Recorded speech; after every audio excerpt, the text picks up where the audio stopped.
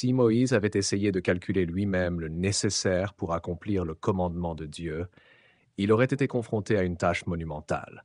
Dans le désert, avec plus de 3,5 millions de personnes à nourrir, cela aurait nécessité d'énormes ressources. Moïse aurait dû trouver 1 500 tonnes de nourriture par jour, ce qui représente 2 trains de marchandises d'une longueur de 1,6 km chacun.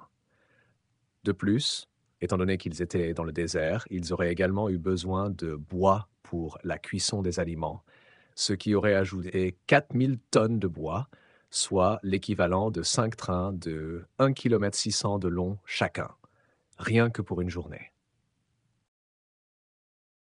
Ce qui est encore plus remarquable, c'est qu'ils ont passé 40 ans dans le désert. Si nous parlions du besoin d'eau, il en faut pour boire, se laver, mais aussi pour les animaux et les tâches ménagères quotidiennes. Il a donc fallu 42 millions de litres d'eau par jour, soit l'équivalent d'un train-citerne d'une longueur de 2 km 900.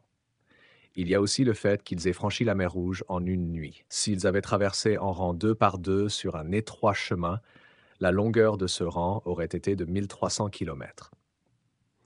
Il aurait fallu 35 jours et autant de nuits pour que la totalité des Hébreux passe la mer Rouge. Pour traverser cette étendue d'eau en une nuit, la largeur de l'ouverture des eaux devait atteindre 4 km 800. Cela a permis aux Hébreux de former des rangs de 5 000 personnes. Considérons que chaque soir, dès qu'ils établissaient leur campement, sa superficie atteignait 1 200 km². Pensez-vous que Moïse avait envisagé tout cela avant de partir?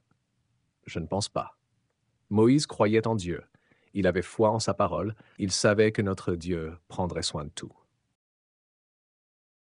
Conclusion. Si nous sommes envahis par le doute et la faiblesse, reprenons courage, car nous partageons le même Dieu.